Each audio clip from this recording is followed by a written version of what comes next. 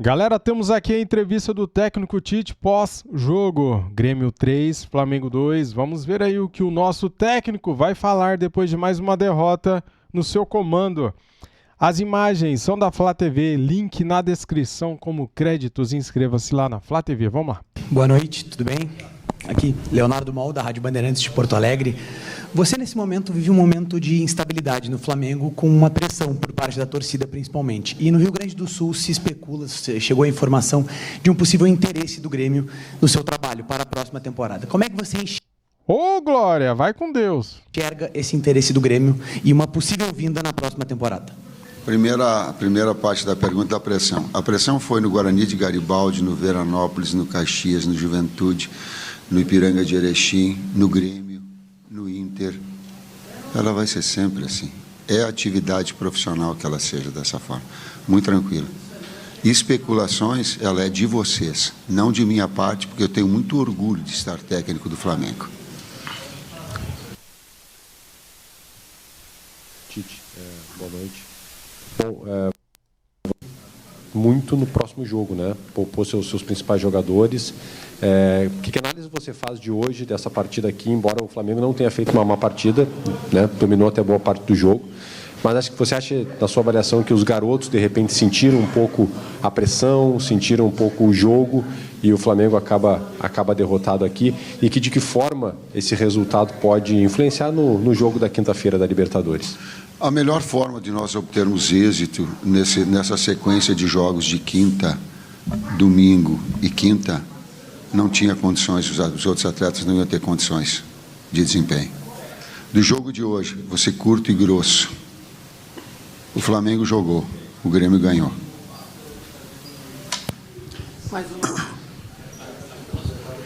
Boa noite, Tite. Boa noite, César. Cidão Marinho da Litoral News.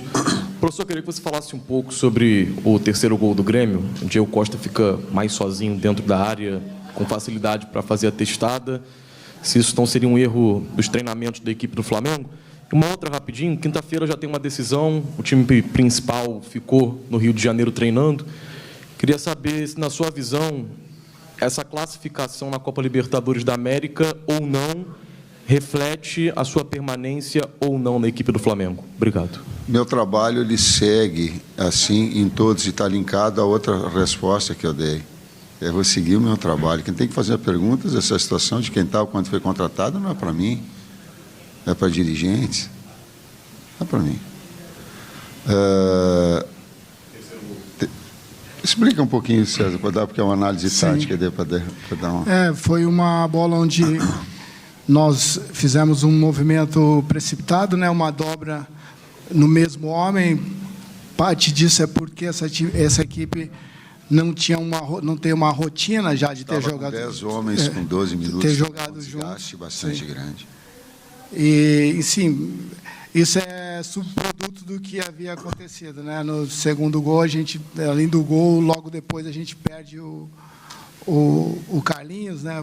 Por um lance que, para mim também, teve uma falta no Alan, que com mesmo esse conceito que ele usou para a expulsão do Carlinhos não foi... Caramba, esse som lá da Arena do Grêmio é um lixo, hein, cara? Os caras não arrumam o som, cara, para os treinadores depois do jogo. Que vergonha esse som.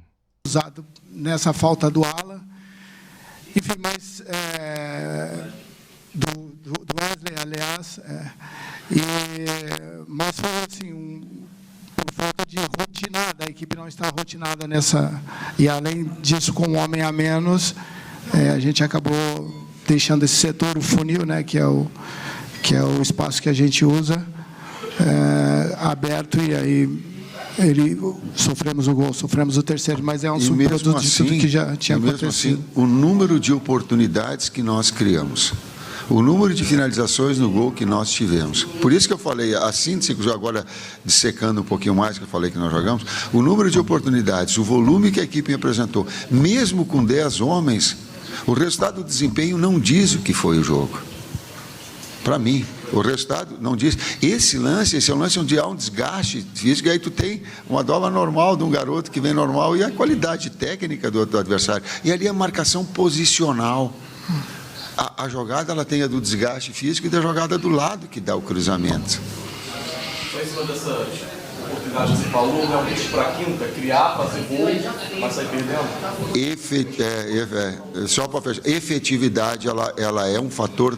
Efetividade é um fator determinante. Eu não disse, por exemplo, que o resultado do Grêmio foi injusto. Efetividade, ele é do jogo do futebol. Eu não disse que era injusto, eu disse que nós jogamos. Por quê? Porque foi efetivo. Tite, boa noite. Aqui. Você é um treinador reconhecido pelo seu trabalho de recuperar jogadores. No Flamengo, posso listar alguns aqui, não vou me alongar, mas, por exemplo, o Everton Cebolinha, um jogador que, quando você chegou, ainda era contestado, sabíamos o nível dele, mas ainda não tinha conseguido entregar no Flamengo tudo que poderia. Você chegou, deu as oportunidades que eram necessárias e ele se tornou um jogador muito importante para o elenco. Outro exemplo é o Alan, um jogador que você também insistiu algumas vezes. Antes daquela lesão, ele vinha muito bem, depois oscilou, a torcida contestou em alguns momentos, mas você manteve a sua característica de continuar dando essa oportunidade para o jogador, o Alan, e tantos outros aqui que a gente não precisa ficar se alongando. Eu queria entender o que aconteceu, qual foi a diferença, o que acontece para que o Gabriel Barbosa não tenha tido tantas oportunidades assim. Ele foi titular poucas vezes no seu comando. O que aconteceu que você não conseguiu, pelo menos até esse momento, dar tantas oportunidades para que ele pudesse melhorar e reencontrar o bom futebol dele no Flamengo e ser importante para a composição do elenco? Você pode explicar isso de uma forma clara para a gente que não está ali no dia a dia do Ninho, também para os torcedores que ficam questionando? O técnico, ele tem que ter a capacidade, a comissão técnica, de trabalhar o atleta e dar a ele oportunidades de que ele possa melhorar e evoluir. E não cortar a cabeça no primeiro erro, porque nós somos expostos e é assim. Eu não sei quanto tempo, mas foram muito tempo em que o Gabriel não teve condições físicas ou clínicas em termos de recuperação. Quando eu cheguei, aliás, no Flamengo, ele estava assim, sofrendo, ele teve uma série de problemas físicos. Estou certo? Certo. Quando eu cheguei, ele estava recuperando, não tinha a participar. Nesse momento se encontra dessa mesma forma. A grosso modo, talvez, os treinamentos e essa condição clínico-física dele, com essas repetidas lesões, talvez tenha sido, o fator mais determinante dessa situação. Porque quando esteve, a oportunidade esteve. Assim como recuperação, aliás, não só do Everton, do Luiz Araújo, era no melhor momento da carreira dele. O Pedro estava no melhor momento da carreira dele. O Cebolinha estava no melhor momento da carreira dele. Eu acho que eu tinha visto o Cebolinha só no Grêmio, com um nível tanto quanto na seleção, quando nós somos campeões da Copa América, ele também foi determinante. E agora, no momento ápice, nós tivemos aí uma infelicidade de poder contar ou não poder contar com jogadores importantes. Isso também interferiu no conjunto todo. Você respondi? Especificamente, as lesões para mim, ou essa falta de treinamento, de continuidade de tratamento em alta intensidade, em função dessa sequência de situações. Por exemplo, ele estava machucado e entrou no jogo contra o Vasco, ele sentiu no primeiro movimento. Você viu? Então, isso acaba prejudicando essa sequência dele. Ele teve um período também afastado, né, pela dopagem também, né? Um momento assim que todos nós contávamos, assim, esperávamos contar com ele, né? Então, o momento do Pedro também, enfim, a gente tem dado a minutagem a todos, né? E essas infelicidades atrapalharam deles ter mais oportunidade, consequentemente mais minutos, né, conosco. Tite, boa noite. Marcos Souza, do Jornal Zero Hora. Queria questionar o senhor citou na sua primeira resposta que a realidade do futebol brasileiro é essa, de pressão constante. Num cenário em que o Flamengo não fracassou em nada ainda, não foi campeão estadual, está vivo em todas as competições que disputa. E eu queria saber do senhor como é que se administra essa questão no dia a dia para que não contamine o trabalho, essa pressão no vestiário, para ainda buscar os objetivos que estão ao alcance. Obrigado. Eu respeito a vocês da imprensa, porque a crítica e o elogio faz parte. Administrar essas situações todas, quando o resultado não vem mesmo com boa performance, é natural, é atividade profissional de vocês. E eu a respeito e tenho essa consciência. E no Rio Grande do Sul faz assim, enrijece o lombo e deixa bater e segue trabalhando. Mais duas perguntas pelo nosso horário, tá bom? Tite, boa noite. O Flamengo segue vivo nas 3 competições, Libertadores, Copa do Brasil e Brasileirão. Mas você acredita que o Flamengo ainda vai brigar e segue competindo pelas 3 competições ou vai acabar priorizando alguma mais pela frente? Obrigado. Eu aprendi no Flamengo que o Flamengo tem que disputar tudo. Essa é inquestionável. Inclusive as pressões elas se dão pela grandeza que tem, natural. E também só sei que aceito for, e foi assim em todos os clubes, se um grande título tiver. Então aí vai ter essa harmonia que teve do Grêmio de 2001, que teve do Internacional 2008 e 2009, e aí uma série de outras equipes que também busca agora no Flamengo. Tite, boa noite. Primeiro turno, o Flamengo vinha bem no Campeonato Brasileiro e foi perguntado a você sobre a sua pretensão no campeonato. Você disse que ia fazer uma análise a partir do momento que faltasse 10 rodadas para terminar o campeonato. Chegou a falar que se tivesse no G4, a 10 pontos do líder, daria para chegar. Na semana passada, o seu filho, na coletiva, mudou o discurso. Falou que ia fazer essa análise a partir de faltar 15 rodadas para ter... 5 rodadas para terminar o campeonato. Eu queria saber, assim, qual é a decisão da comissão técnica, porque a partir da próxima rodada vão ser as últimas 10. Se é a partir da próxima rodada que vocês vão analisar qual é a pretensão do Flamengo ou a partir de quando faltar 5 rodadas para terminar. Como um planejamento, tudo na vida a gente planeja e redireciona como as necessidades elas acabam acontecendo. Agora a gente vai ser nem de 10 nem de 5, jogo a jogo. Jogo a jogo, para a gente ter essa percepção, porque as coisas vão modificando e a gente tem que ter. Um planejar é assim, e se ajustar, ele faz parte, a gente vai se ajustar jogo a jogo. Acabou, obrigado, né? Boa noite. Acabou. Cara, na realidade, vamos ser realistas aqui? Cara, a gente não precisa querer fingir contos de fada. Não existe contos de fada aqui. Flamengo já era no Brasileirão. Flamengo tem que brigar pelo G4 do Brasileirão. Estamos a 11 pontos do líder. Flamengo tem um jogo a menos contra o Internacional, que melhorou bastante de 3, 4 rodadas para cá. O Internacional venceu o São Paulo por 3-1 dentro do Morumbi, cara. Dentro da casa de São Paulo. Ou seja, esse jogo a menos que o Flamengo tem não é garantia de vitória, não é garantia de 3 pontos. Então esqueça o Campeonato Brasileiro. Para título, esqueça. Tem que brigar ali no G4. Só estamos no G4 ainda porque o São Paulo perdeu para o Internacional. Se não, estávamos em 5º lugar. Sobre o jogo de hoje, cara, o Flamengo fez um bom jogo, no meu ponto de vista, por todas as circunstâncias, né? O Flamengo viajou com um time totalmente reserva e um banco só de garotos, um banco de sub-20. Flamengo, se não fosse a expulsão do Carlinhos, né, que foi um incompetente, que resolveu pôr a mão no rosto do jogador, eu acho que não era para expulsão, acho que foi exagerada a expulsão. Só que a partir do momento que ele põe a mão no rosto do jogador, ele deixa a arbitragem interpretar, né? E toda a arbitragem gosta de prejudicar o Flamengo, e daí expulsou o jogador. O VAR não chamou o árbitro para rever o lance e ficou por isso mesmo. Carlinhos prejudicou o Flamengo hoje. Se era para expulsão ou não era, não interessa. Ele prejudicou o Flamengo porque ele que fez aquela ação de pôr a mão no rosto do jogador. Acho eu, repito, não era para expulsão, mas a responsabilidade foi do Carlinhos. Ele foi infantil de fazer isso e prejudicou o Flamengo, porque o Flamengo tinha condições 11 contra 11 de vencer o jogo ou até mesmo sair com empate.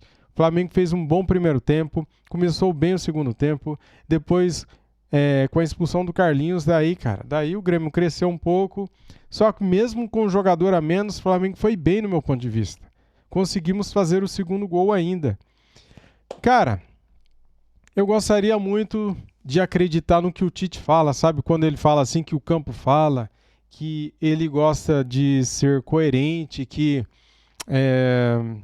ele age com a meritocracia, só que não é o que a gente vê em campo, não é o que acontece. Por exemplo, Matheus Gonçalves jogou muita bola. Quando o Matheus Gonçalves estava no Bragantino, ele jogava muita bola, ele era titular lá.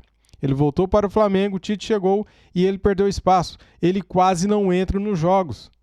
quase não entra. E hoje só entrou porque foi obrigado, né? Porque todo mundo ficou no Rio de Janeiro, os 12 jogadores ficaram no Rio de Janeiro, o Gabigol também ficou lá, e com isso não tinha quem pôr. Daí o Tite se sentiu obrigado a pôr o Matheus Gonçalves. E daí o Matheus Gonçalves vem, cara, e mostra pra gente, porque muita gente esquece, né? Ele é bom de bola. Ele, na nossa base, ganhou vários títulos. No Bragantino jogou bem. No Flamengo já fez bons jogos. E daí ele vem e mostra, né, para todo mundo, ó, estou aqui, tá? Me vejam, por favor, me vejam. Fez o gol, fez um bom jogo. E agora, será que o Tite vai enxergar ele? Será que o campo falou pro Tite dessa vez que ele joga bola? Porque com a lesão de Michael, com a lesão do Cebolinha, com a lesão do Luiz Araújo, será que ele não tem espaço nesse time, cara? Com tantos desfalques? Só quero ver agora o que o Tite vai falar. Não, quer dizer, ele não vai falar nada, né? Só quero ver as ações, o que ele vai fazer. É isso aí, galera. Eu acho que se o Flamengo tivesse 2 times, um para as Copas e um time para o Campeonato Brasileiro, o Flamengo teria mais chances. Porque, veja bem, se você joga com um time todo fim de semana, o mesmo time, esses jogadores jogarão mais descansados. Se você joga com um time toda quarta-feira ou toda quinta-feira, esse time que entra em campo jogará mais descansado. E com isso, as lesões diminuiriam bastante, cara. O Flamengo teve muitas lesões, por quê? Sempre o mesmo time. Ó, quarta, domingo. Ou quarta e sábado, ou quinta, né? E daí os caras não aguentaram, estouraram e nós nos encontramos nessa situação desesperadora, né? Com um monte de desfalque. E agora perdemos em casa o primeiro jogo contra o Peñarol. Aí eles fizeram a escolha de abandonar o Campeonato Brasileiro para focar todas as forças no jogo contra o Peñarol na quinta-feira. E eu acho que tá certo, tá? Porque na rodada passada eu estava 8 pontos longe do Botafogo. E eu acho que o Campeonato Brasileiro para título esquece, não vai ganhar. O título será ou do Botafogo ou do Palmeiras. O Palmeiras só está no Brasileiro. E o Botafogo já saiu da Copa do Brasil. Então, o brasileiro está entre essas duas equipes. O Flamengo tem que escolher as Copas mesmo. Cara, Deus ajude, Deus abençoe que nós consigamos passar pelo Peñarol, cara. Nos pênaltis, sei lá, ou faça um jogo espetacular e vença de 2-0, sabe? Tomara a Deus que isso aconteça. O Flamengo precisa focar suas forças totais nas Copas. A mais fácil é a Copa do Brasil. Só que o Corinthians resolveu jogar, né? É impressionante. Flamengo caindo de rendimento e os outros times subindo. É impressionante, cara. Tínhamos condições de vencer o jogo hoje se não fosse a burrice do Carlinhos, né? De ser expulso, né? É foda, cara. Dava pra empatar pelo menos, né? O Flamengo fez um bom jogo no meu ponto de vista. Foi melhor que o Grêmio e não merecia essa derrota. Mas é isso. Valeu, galera. Deixa o like aí, se inscreva aqui no nosso canal e ative o sininho. Saudações rubro-negras. Fui!